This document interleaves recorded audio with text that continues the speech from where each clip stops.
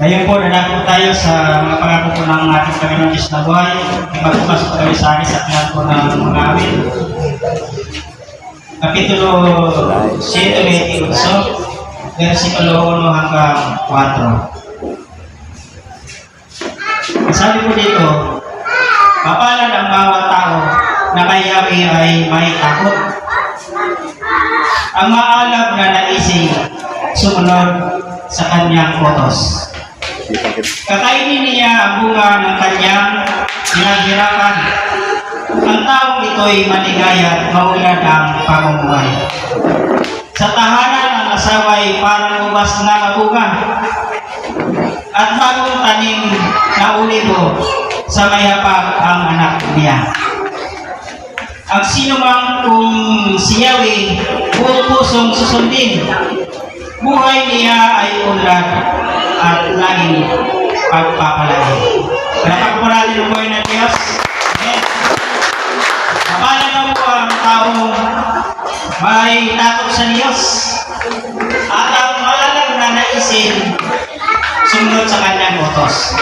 Tunay nga po na mapala po ang tao na magkaroon po ng takot sa Panginoon. Amen. Sapagkat sa isang tao may takot sa Diyos, doon po kilos ang Panginoon para sa kanyang buhay. Lahat ng kanyang ibig at nais sapagkat nakita ng Diyos na siya ay may takot sa Panginoon at ang kanyang ibig at nais lagi ay ang sundin ang kadugan ng Diyos. Tunay nga na naroon po ang kamay ng Diyos at sa lahat ng kanyang gagawin, siya po ay papamalayan ng Panginoon. Amen. Amen. Kaya po na pagkapalan po, amen, isang babae, magkaroon po siya ng isang asawa na may takot sa Diyos. Buong pusong naglilingkod sa Panginoon at walang ibang iniisip kundi sundin ang utos ng Diyos. Sapagkat siya ay tatanggapin ng pagpapalang ibinigay ng Diyos. Amen. Sa isang lalaki may takot sa Panginoon. At ito po ang pinakamaganda. Kapag ang isang lalaki may takot sa Diyos, ibigyan siya ng Panginoon ng isang asawang mapagmahal. Amen. Masibag, mahabagin, masino. Amen. At lahat na may takot po sa Diyos. Isang umas na mapungang katulad po ng isang babae, asawa ng isang tao may takot sa Panginoon. Amen. Sa lahat ng oras at panahon, tapat po siya. Amen. At hindi ka mangangamba kahit iwanan mo siya saan man na sulok ng lugar. Pagbalik mo siya pa rin yun. Sapagkat siya po ay matapat at siya po ay may takot sa Diyos. Amen. Wala kang alalahanin sa lahat ng bagay at tungkol sa iyong magiging asawa na ibibigay sa iyo ng Panginoon. Isang asawang matulungin at hindi reklamador. Amen. Kung ano ang mayroon kang biyaya na ibigay ng Diyos, bigay mo sa Kanya, maliit man o malaki, hindi po yan nagre-reklamo. Bakit po? Kuntinto na po yan sa lahat ng bagay na ipapagkatong ng Diyos sa Kanya. Amen. Amen. Kaya po napakapalat ng isang tao, hindi sabihin. Pagkagusto ay isang tao na magkaroon ng isang payapang kanya. Kapag-alaman sa Diyos at walang ibang ibig na naisip niya sundin ang Panginoon.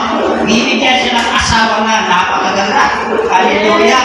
Maganda na, may takot sa Diyos, masipag sa ng pamamalay. At ito po ang pinakamaganda sa lahat. Dahil na sila Panginoon ay may takot sa Diyos sa sumunod sa Panginoon. Tunay nga po na ang kanilang magiging anak ay parang isang uligon na natanim sa haba. Isang mga anak na masunod sa Diyos, mabait, hindi masuwain.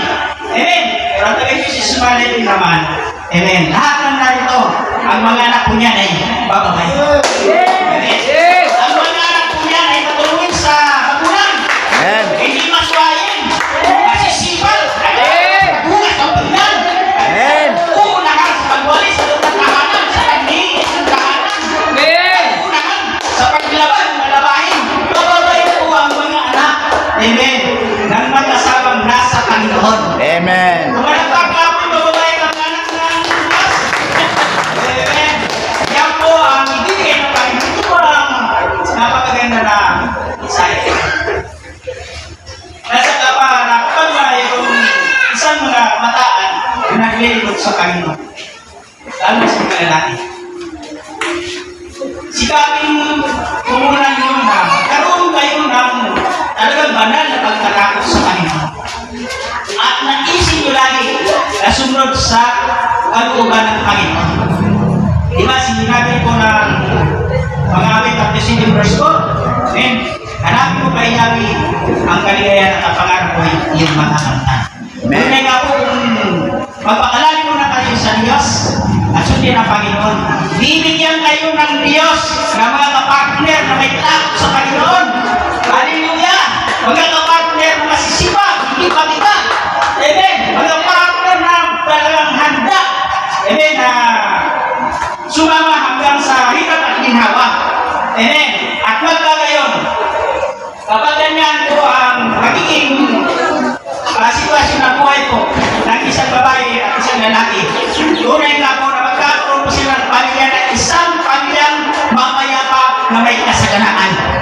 Amen. At ito pa ang pinakamaganda, ang magiging bunga. Amen. Kapag silang dalawa ay nagkasundo, magiging parang isang kulimong natalin, sapat ang mga anak nila. Mga masunurin, mababain, hindi mga suwain, mayroong na may takot sa Diyos. Yan po ang gagawin ng Panginoon. Amen. At ito po ang pinakamaganda sa lahat.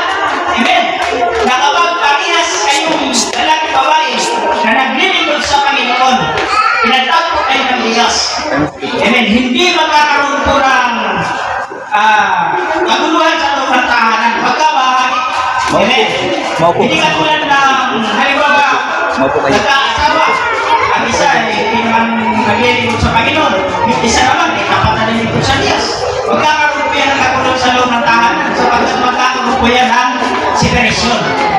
At isa, pagkaaraw na ito, pumunta ka na sa church, magsamba ka, sapagkat doon ka pagpapalain ng Panginoon. Ay, yung isa naman, nagigiluturo dahil walang takot sa Diyos. Ang kaling ipapahin sa kanya mga anak, magsikap kang mag-aral, magtapos, sapagkat doon ka pagkakaroon ng maraming kayamanan. Kaya pagdating ng linggo, nagkahiwala yung isip ng mga anak. Nagkakaroon ng kaguluhan. Hindi na tuloy malaman ka ng mga anak kung sino ang susundin, kung sino ang tama. Amen. Kaya ang sabi ng isa, magtrabaho ka para kayo maman. Sabi naman ng isa, pag-improve ka sa Diyos, para ikaw ipagpalain ng Panginoon. Amen. Amen. Kaya nagkakaroon po ng separation. Pero, kung parehas kayo na naglilingkod sa Diyos, parehas ang iyong hangarin, walang kaguluhan, walang separation sa loob ng tahanan. Pagbubunga ng kapayapaan, isang pamilya na pinagpapala ng Panginoon. Amen. Amen. Ang pamilya ng buhay ng Diyos. Ang kanuntong sabi sa versikulo 4, ang sinumantong si Yahweh kung pusong susundin. Kung sino man daw po at ako, si Yahweh ay buong pusong susundin. Ang sabi po niya, buhay niya ay unlad at laging pagpapalain. At siyempre ito po pala, ang pag-ugnat at kayamanan, magiging mayaman, ay ang pagkaroon ng pagkatakot sa Diyos, sundin ang kalooban ng Panginoon. Amen. Para po tayo po ay pagpapalain. Amen. Kaya po lagi po sinasabi ng Mateo 6:33. Amen. Sabi, higit na pagsikapan nyo na kayo pagharian ng Panginoon at mabuhay ayon sa kanyang kalooban at ibibigay niya sa inyo ang lahat ng iyong pangangailangan. Amen. Ang pagsunod at pagkatakot sa Diyos na sikreto ng buhay para ang isang pamilya ng Jesus sumalit ay uunlad, magiging mayaman. Hallelujah. Hindi lamang kayamanan ng material na bagay. Ang pamilya ng Jesus sumalit ay takot sa Diyos. Sila po ay magkakaroon po ng kayamanan, kapayapaan, kagalingan. Amen. Amen. Nagkakaroon sa Panginoon at tatanggapin ang isang pamilya may takot sa Diyos. Amen. Amen. At napakaganda po na sa bawat pamilya may takot sa inyo po, ibibigay po ng Panginoon ng tunay ko na kapayapaan sa loob ng tahanan. Kaya po kapag tayo nila sa Panginoon, alam niyo po, lalo na doon sa mag-aasawa, sikapin po natin na tayo po ay maging malalim sa Panginoon. Para po pagka tayo binigyan, kayo po binigyan ng mga anak. Tunay nga po ng inyong mga anak ay babae. Dahil po yan ay bigay ng Diyos. Hindi po yan magiging pabigat sa inyo na mga magulang sapagkat kayo ay tunay nga po na naglilingkod sa Panginoon. Amen. Amen. Pagkakaroon isang pamilya ng mapayapa at ang sabi, buhay niya ay uunlad. at laging pagpapalay. Amen. Yun lamang po ang sikreto. Amen. Mga palang ng Diyos, na kapag ang isang tao ay takot sa Panginoon, tunay nga po na siya po ay sasama ng Panginoon. At lahat ng kanyang gagawin, ito po ay pagpapalay ng ating Panginoon Diyos na buhay. Ayun po ang mga pangako ko ng Panginoon at ako po ay magpapasalamat muna sa ating Diyos na buhay. Salamat din po sa Diyos sa mga nakalipas na linggo. Amen, mga araw. Salamat sa Panginoon. Hindi po niya pinababayaan. Ang gabay at proteksyon niya sa aking pamilya ay naroon. Wala po nagkasakit, wala po nagpahamak, at patuloy rin po na pinagpapalan ng Panginoon. At ang lahat ng yan ay sa Diyos po ang papuri. At ibigay po ang wife, sa tayo, sa buhay po ni Sister Arlene Usoman para po sa tayo siya na pray.